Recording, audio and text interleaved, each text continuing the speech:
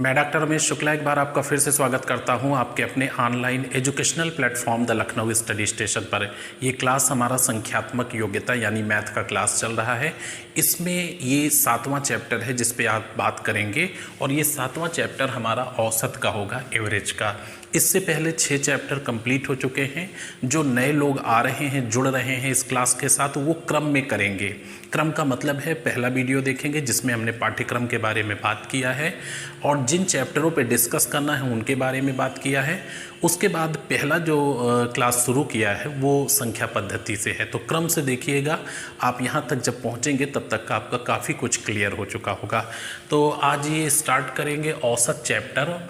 और जो यूपीएसआई बच्चे दे रहे हैं या लेखपाल देना चाहते हैं या एसएससी जीडी देना चाहते हैं, आपको यहाँ से 80% से ऊपर प्रश्न हल करने में मदद मिलेगी। बशर्ते इम्पोर्टेंट ये है कि आप इसको प्रॉपर वे में सीखें, नोट्स बनाएं और इस पर विमर्श करें। तो एवरेज पे बात करेंगे। सबसे पहली चीज़, औसत कहते किसे हैं। औसत की हम डेफिनीशन पे बात करेंगे कि अगर पूछा जाए कि औसत की परिभाषा क्या है, औसत किसे कहते हैं, तो आपका जवाब होगा 2 या 2 से अधिक, क्योंकि किसी एक संख्या का कोई औसत नहीं होता है। 2 या 2 से अधिक, राइट। 2 या 2 से अधिक संख्याओं या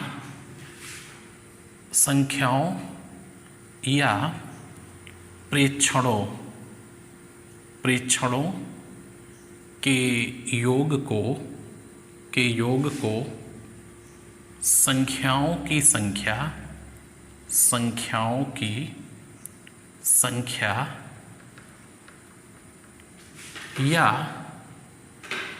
संख्याओं की संख्या या प्रेक्षणों की संख्या से भाग देने पर यानी डिवाइड करने पर, भाग देने पर जो मान प्राप्त होता है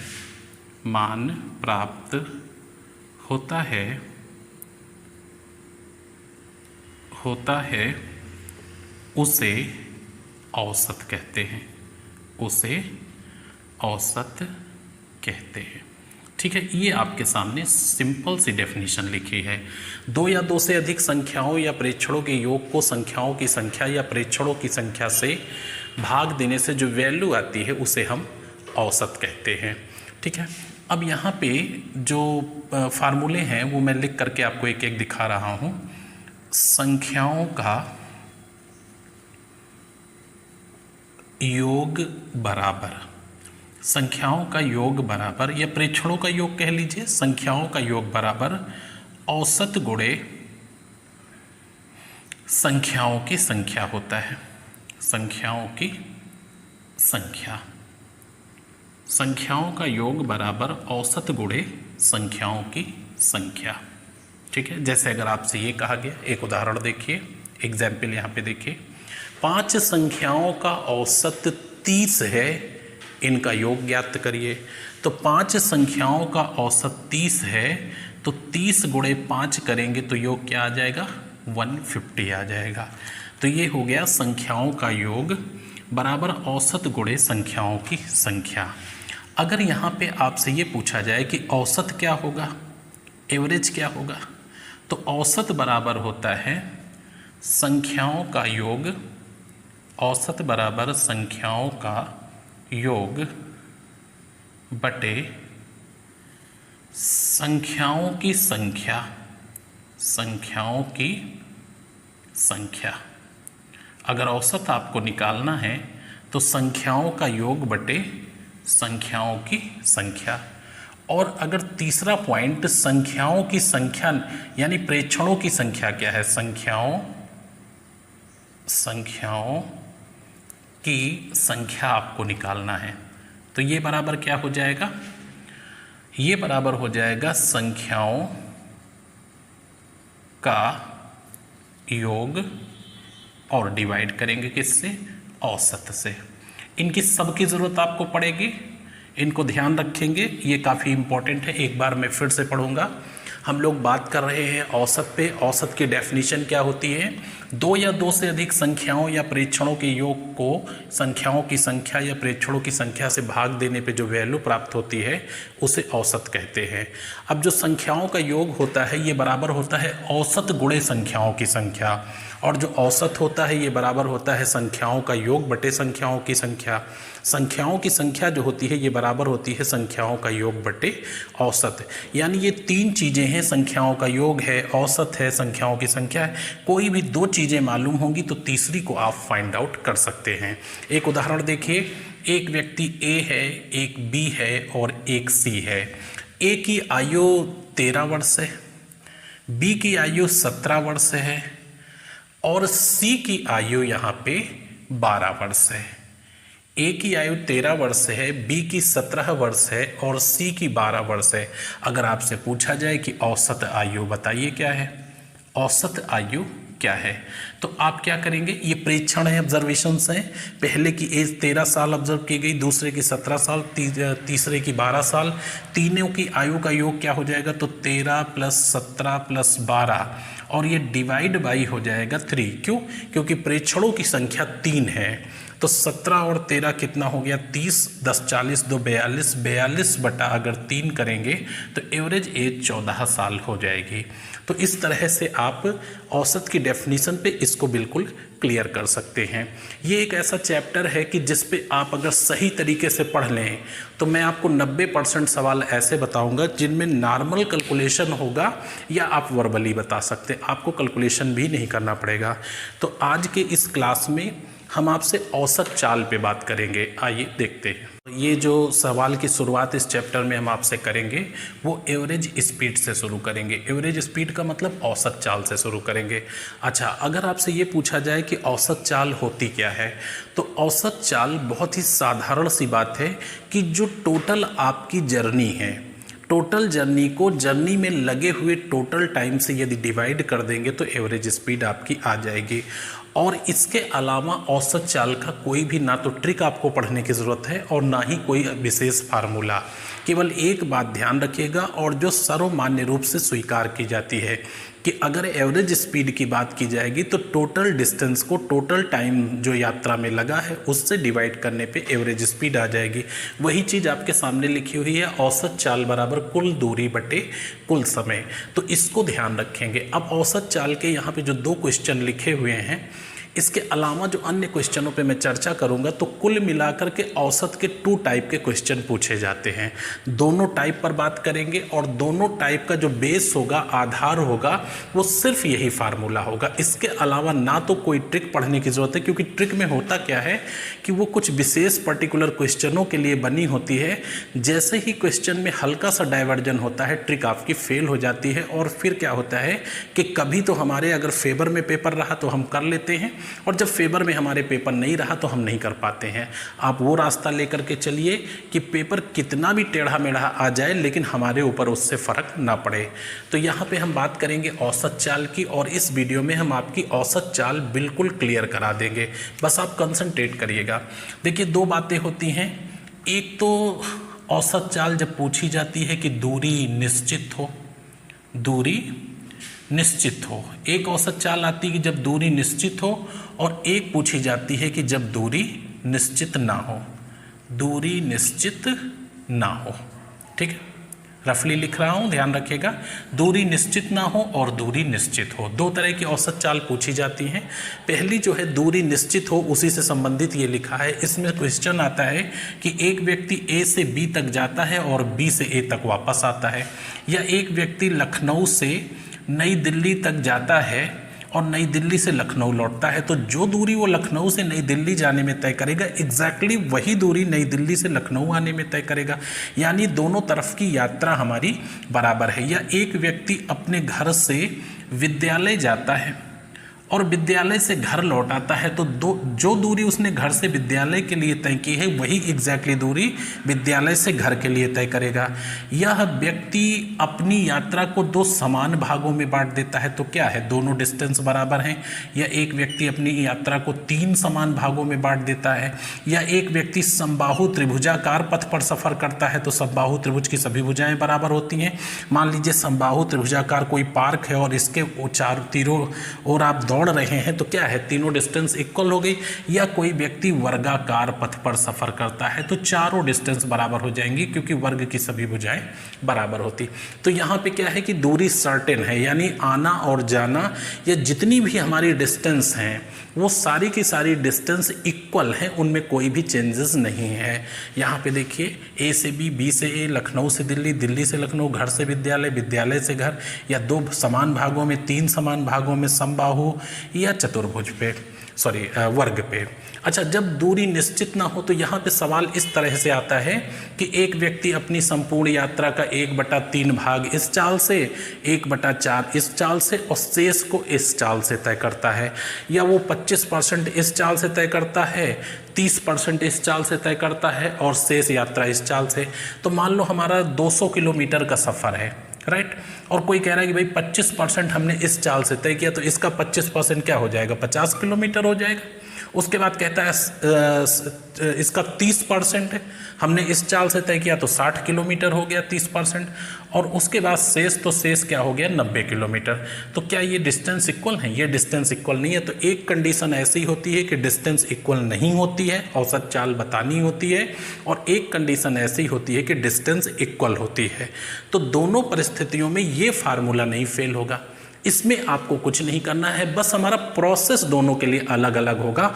आप कंसंट्रेट करिएगा, अगर इस प्रोसेस को आप समझ जाते हैं तो एवरेज स्पीड का कोई भी सवाल कभी भी आपके सामने आएगा, आप बिल्कुल मुस्कुराते हुए उसका आंसर दे लेंगे। तो हम पहले सवाल से यहाँ पे शुरू करते हैं और धीरे धीरे आपको सरल से कठिन की तरफ ले चलेंगे। पहला सवाल ये लिखा है कि अजय घर से कार्यालय 20 किलोमीटर प्रति घंटे की चाल से जाता है और 30 किलोमीटर प्रति घंटे की चाल से वापस लौटता है। अजय की संपूर्ण यात्रा के दौरान औसत चाल क्या होगी? यहाँ पे देखिए सबसे बेस्ट तरीका बताता हूँ। 20 किलोमीटर प्रति घंटे की चाल से जा रहा है और 30 किलोमीटर प्रति घंटे की चाल से वापस लौट रहा है। हमारी 2 स्पीड हैं, दोनों को लिख लीजिए और इन दोनों का एलसीएम ले लीजिए। एलसीएम क्यों? एलसीएम इसलिए लेंगे ताकि इन दोनों से ईजिली कट जाए। क्यों? क्योंकि लासा वह संख्या होती है जो दी गई संख्याओं से पूरी तरह विभाजित हो जाए। तो माना दूरी ये है, इससे अच्छा है कि इनका एलसीएम ले लो। दोनों का एलसीएम 60 आ गया। तो माना हमारी एक तरफ की जो डिस्टेंस है वो 60 किलोमीटर है, तो टोटल ये जाना और ये आना, टोटल डिस्टेंस हो गई 120 किलोमीटर। 60 किलोमीटर का सफ़र है, जब 20 की चाल से जाओगे तो 3 आवर्स लगेंगे और 30 की चाल से लौटोगे तो 2 आवर्स लगेंगे। टोटल जो आपकी यात्रा है वो 5 घंटे की है। 120 किलोमीटर सफ़र है। कैसे? एक यात्रा ये, एक यात्रा ये, 120 और टोटल टाइम 5। आपका आंसर आ जाएगा 24 किलोमीटर प्रति घंटे। ये आंसर होगा, इसका सही ऑप्शन डी है। अब देखिए इसके लिए प्रचलन में फार्मूला है, एक ट्रिकी फार्मूला कह लीजिए, बड़ा प्रचलित है, आपने भी देखा होगा और हमारे सामने भी आया। काफ़ी ऐसे बच्चे हैं जो उससे करते हैं, आप कर सकते हैं। फार्मूला देखिए क्या है, आपको बता दें कि जब इस चाल से जाता है और इस चाल से वापस लौटता, तो ये फार्मूला आपका है जो फेमस है औसत चाल का, 2xy/x+y। अभी यहाँ पे क्या है कि 2 रखिए, 20 रखिए, 30 रखिए और नीचे 50 रख दीजिए, दोनों को जोड़कर 0 0 कट जाएगा, 5 चौको 20, 4 तिहाई 12 दूनी 24 किलोमीटर प्रति घंटे आ गया। बड़ा अच्छा लगा, आसानी से आ गया। क्या ये कठिन है? कठिन बिल्कुल नहीं है। और आगे क्या होगा, ये फार्मूला चल करके फेल हो जाएगा और ये कतई और कहीं नहीं फेल होगा। तो हम इस फार्मूले पे कंसंट्रेट नहीं करेंगे, जब अगला सवाल लिखेंगे तो फार्मूले के बारे में चर्चा जरूर करेंगे। अभी आप ये सवाल देखिए, यहाँ पे क्या है, एक कार चालक लखनऊ से गोरखपुर 100 किलोमीटर प्रति घंटे की चाल से जाता है और 60 की चाल से वापस लौट आता है। सवाल को पढ़ के क्या लगा कि दूरी इक्वल है। क्यों? क्योंकि लखनऊ से गोरखपुर गया है, गोरखपुर से लखनऊ लौटा है, तो दूरी निश्चित है। आपको क्या करना है? कुछ नहीं, 100 किलोमीटर प्रति घंटे जाने की और 60 किलोमीटर प्रति घंटे की आने की। अच्छा, जिनको इसका बेस नहीं पता है वो दोनों को जोड़ के आधा कर देंगे और ए आंसर लगा देंगे। वहाँ पे भी दोनों को जोड़ के आधा कर देते, ए लगा देते। 80% स्टूडेंट यही कर सकते हैं, जो कि बिल्कुल गलत है। औसत चाल का मतलब ये नहीं होता है कि चालों का योग बटे चालों की संख्या। औसत चाल का मतलब ये होता है total distance upon total time. तो यहाँ पे देखिए हम इमेजिन करते हैं डिस्टेंस, जो कि इनका एलसीएम होगा। इनका एलसीएम क्या होगा? 300। हमारी जर्नी 1 और 2, टोटल जर्नी 600।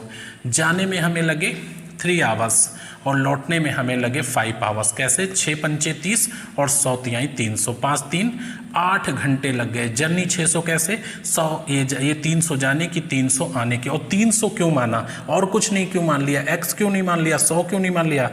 क्योंकि यहाँ पे हमारी बाध्यता नहीं है x और 100 मानना, हमने दोनों का एलसीएम माना है। एलसीएम मानने के पीछे कारण क्या है? कारण सिर्फ यही है कि कैलकुलेशन बहुत सुंदर हो जाएगा आपका।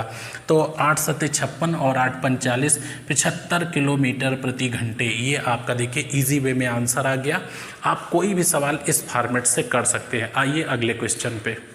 ये नेक्स्ट 2 एवरेज स्पीड के क्वेश्चन लिखे हुए हैं और इसे आप पढ़िए। पढ़ करके ये डिसाइड पहले करिए क्या ये दूरी निश्चित हो, क्योंकि हमने 2 टाइप बताया था, एक में दूरी निश्चित ना हो और एक में दूरी निश्चित हो। तो क्या ये वो सवाल हैं जिनमें दूरी निश्चित है? पढ़ करके आपको पता चल जाएगा। एक व्यक्ति अपनी संपूर्ण यात्रा को 3 समान भागों में बांटकर क्रमशः 15 kilometre per hour, 30 kilometre per hour and 40 kilometre per hour की चाल से तय करता है। संपूर्ण यात्रा के दौरान उसकी औसत चाल क्या होगी? आपको क्लियर हो गया होगा कि 3 समान भागों में डिस्टेंस को बांटता है, यानी दूरी निश्चित है यहाँ पे। अगला, एक हवाई जहाज एक वर्गाकार पथ पर। तो वर्गाकार पथ का मतलब है एक ऐसा पथ जिसकी चारों डिस्टेंस बराबर हो, क्योंकि वर्ग की भुजा बराबर होती है, तो यहाँ पे चारों यात्राएं बराबर हो गई। एक हवाई जहाज एक वर्गाकार पथ पर 200 kilometre per hour, 400 kilometre per hour, 600 kilometre per hour and 800 kilometre per hour की स्पीड से उड़ान भरता है। संपूर्ण यात्रा में हवाई जहाज की औसत गति क्या होगी? ऑप्शन दिए हुए हैं। तो इन सवालों में आपका यहाँ पे देखिए फार्मूला क्या होता है, फेल हो चुका है। और यहाँ पे तो कोई विकल्प ही नहीं कि आपका एवरेज स्पीड का कोई ट्रिकी फार्मूला लग जाए। अब आप अपने नियम पे आइए, कोई फर्क नहीं पड़ता है। आपकी 3 स्पीड हो गई, 15 किलोमीटर प्रति घंटे, 30 किलोमीटर प्रति घंटे और 40 किलोमीटर प्रति घंटे। आप तुरंत क्या करोगे? 3 लाइनें खींच दोगे और इनका सबका एलसीएम ले लोगे। अगर एलसीएम आपने पीछे पढ़ा है तो एलसीएम निकालने के लिए आपको सोचने की ज़रूरत नहीं है, क्योंकि 30 दिया है तो 15 की ज़रूरत नहीं है और 30 और 40 का एलसीएम हो जाएगा 120। अब 120 एक डिस्टेंस है और कितनी डिस्टेंस? 1 2 3, तो 120 को 3 से गुणा करोगे कितना हो जाएगा? 360 किलोमीटर की संपूर्ण यात्रा हो गई, यानी कुल डिस्टेंस 360 हो गई। कैसे? 1 2 3। अच्छा, ये इमेजिन की हुई डिस्टेंस है जो कि इनका एलसीएम है। अब 15 की चाल से चलोगे तो 15 8 120, 8 घंटे लगेंगे। 30 की चाल से चलोगे तो 4 घंटे लगेंगे और 40 की चाल से चलोगे तो 3 घंटे लगेंगे। 4 3 7 8 15, टोटल 15 घंटे लग रहे हैं। 360 डिस्टेंस है, 15 दूनी 30 और 15 चौको 60, 24 किलोमीटर प्रति घंटे ये एवरेज स्पीड आ जाएगी और आपका ए आंसर सही हो जाएगा। अगला सवाल देखिए, जरा सा भी आपको असमंजस नहीं होनी चाहिए, बस ये डिसाइड करिए कि क्या ये दूरी निश्चित है। और जैसे ही पता चल गया कि दूरी निश्चित है तो फिर आपको कुछ नहीं करना है, सीधा सा एलसीएम लेंगे, वही न्यूनतम दूरी होगी। यहाँ पे हम लिखते हैं, पहले हमारा हवाई जहाज़ 200 किलोमीटर प्रति घंटे की चाल से उड़ान भरता है, फिर 400 किलोमीटर प्रति घंटे की चाल से, फिर 600 किलोमीटर प्रति घंटे की चाल से और फिर लास्ट में 800 किलोमीटर प्रति घंटे की चाल से उड़ान भरता है। कितनी हो गई? 1 2 3 4। क्या करेंगे? एलसीएम लेना है इनका, तो 2 और 4 ये सब 800 के अंदर हैं। आप केवल 6 और 8 का एलसीएम लीजिए। 6 और 8 का एलसीएम क्या हो जाएगा, 24 हो जाएगा, और 24 के आगे 2 जीरो लगा दीजिए, क्योंकि ये 200 है, ये 400 है, ये 600 है, 800 है। तो हम केवल 8 और 6 का एलसीएम ले रहे हैं, क्योंकि 4 और 2 8 के अंदर मौजूद है। ये 8 और 6 का एलसीएम 24 हो गया, दोनों जीरो उतार दिए। तो 24 हमारी एक यात्रा हो गई। टोटल कितनी है, 1 2 3 4, तो 24 को 4 से गुणा कर दीजिए, 24 चौको 9600 किलोमीटर, ये टोटल यात्रा हो गई। अच्छा, जब 200 की स्पीड से जाओगे 2400 किलोमीटर तो 12 घंटे लगेंगे। जब आप 400 की स्पीड से जाओगे तो 6 घंटे लगेंगे। जब आप 600 की स्पीड से जाओगे तो 4 घंटे लगेंगे, और जब 800 की स्पीड से जाओगे तो 3 घंटे लगेंगे। तो 12 6 18 4 22 3 25 घंटे का टोटल सफ़र आपका हो गया। कैलकुलेट करिए, 25 3 75, यहाँ पे 75 हो गया, 7 और 5, यहाँ पे 21 बच गया 0, 25 8 200, 25 चौको 100, 384 किलोमीटर प्रति घंटे। आपका सही आंसर ये होगा। तो आप देखिए, एक ही प्रोसेस से चाहे सरल हो चाहे कठिन हो, सारे के सारे सवाल आ जाएंगे आपको। बस केवल एक चीज़ का ख्याल रखिएगा कि average speed equal to total distance upon total time. ये बेस है, ये आधार है, इससे भटकने की ज़रूरत नहीं है। अब आपकी यहाँ पे केवल स्पीड दी हुई है, ना तो डिस्टेंस दी है ना ही टाइम दिया है। दोनों चीज़ें हमने आपके सामने फाइंड आउट किया है। ये डिस्टेंस को जनरेट किया है और ये टाइम को जनरेट किया है, और डिस्टेंस को टाइम से भाग दे करके एवरेज स्पीड को निकाल लिया है। आप बहुत ही ईजी वे में समझ सकते हैं। देखिए, आपके सामने फिर से एक छोटा सा यहीं डायरेक्ट सवाल लिखता हूँ, और आप देखिए कितने ईजी वे में कर पाते हैं। एक व्यक्ति है, वो ए से बी तक, एक व्यक्ति ए से बी तक 40 किलोमीटर प्रति घंटे की चाल से जाता है, 60 की चाल से वापस लौट आता है। ये 60 की चाल से लौट रहा है, 40 की चाल से जा रहा है। एवरेज स्पीड क्या होगी, दोनों का एलसीएम ले लीजिए, कितना हो गया, 120। अच्छा, जाना आना टोटल हो गया 240। इधर उसे लग गए 3 आवर्स और इधर लग गए 2 आवर्स। ओनली टाइम जो हुआ मिला करके 5 आवर्स हुआ। 5 चौको 20 और 5 अट्ठे 40, 48 किलोमीटर प्रति घंटे। XYZ कोई भी सवाल होगा आप बहुत ही ईजी वे में बता पाओगे। अब हम आपसे बात करेंगे कि जब दूरी निश्चित ना हो तो कैसे करते हैं, आइए देखते हैं। ये नेक्स्ट एवरेज स्पीड के क्वेश्चन हैं और ये उससे डिफरेंट है। डिफरेंट क्या है आप देख करके समझ जाएंगे। उनमें दूरी निश्चित थी और इसमें दूरी निश्चित नहीं है। एक यात्री अपनी संपूर्ण यात्रा का 1/3 भाग 40 किलोमीटर पर आवर की स्पीड से, 1/4 भाग 60 किलोमीटर पर आवर की स्पीड से एंड रिमेन्स यानी शेष 100 किलोमीटर प्रति घंटा की चाल से तय करता है, तो उसकी औसत चाल क्या होगी। औसत चाल क्या होगी, है ना, औसत चाल क्या होगी, ये आपका क्वेश्चन हो गया। और यहाँ पे विकल्प दिए हुए हैं। अगला सवाल है, एक यात्री अपनी संपूर्ण यात्रा का 1/4 25 की चाल से, 2/5 40 की स्पीड से और शेष 35 की चाल से तय करता है, औसत चाल ज्ञात करें। तो यहाँ पे दूरी निश्चित नहीं है और वहाँ दूरी निश्चित थी। जब दूरी निश्चित हो तो आप एलसीएम ले लीजिएगा, वही न्यूनतम दूरी होगी। लेकिन यहाँ पे हम क्या करेंगे, एक ऐसी दूरी मानेंगे, ना तो 100 किलोमीटर मानेंगे, क्योंकि अमूमन हमारी आदत होती है, शुरू से पढ़ाया गया माना 100। तो माना 100 के पीछे कोई विशेष कारण नहीं है। माना 200, माना 300, माना 1200, माना 1500, यानी जो अच्छा लगे माना वो, ना x ना 100। हाँ, जरूरी पड़ने पर x और 100 भी मानते हैं, लेकिन हमेशा ये मेरी बाध्यता नहीं है कि x और 100 ही को लेके चलें। अच्छा, एक यात्री अपनी संपूर्ण यात्रा को, क्या आपको संपूर्ण यात्रा मालूम है, नहीं मालूम है, तब आप क्या करेंगे, माना x किलोमीटर है तब x/3 x/4 करेंगे, प्रॉब्लम जटिल हो जाएगी यहाँ पे। अच्छा, दूसरा आप कहेंगे माना 100 है तो ना तो 3 से कटेगा, 4 से कट भी जाएगा, तब भी कैलकुलेशन हार्ड हो जाएगा। आप ये बताइए, आपकी नज़र में कौन सी ऐसी संख्या है जो 1/3 करने में इजी वे में 3 से भी कट जाए और इजी वे में 4 से भी कट जाए।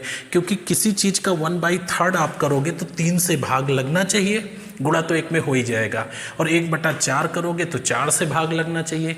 3 और 4 जिसमें दोनों का भाग लग जाए वो संख्या